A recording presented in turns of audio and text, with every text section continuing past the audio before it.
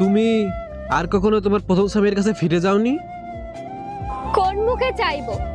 এতটা বছর কেটে গেছে আর আমি এখন একটা বিধবা। ও নিশ্চয় এতদিনে অন্য কোথাও বিয়ে করে ভালোই আছে।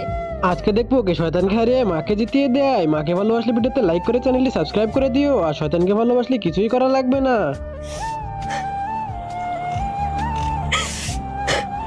কিন্তু ওকে যদি আমি একবার দেখতে পেতাম না, ওর পা দুটো জড়িয়ে আমি ক্ষমা চেতাম। এরপর কি হয় সেটা দেখতে চাইলে পার্ট 2 লিখে কমেন্ট করো।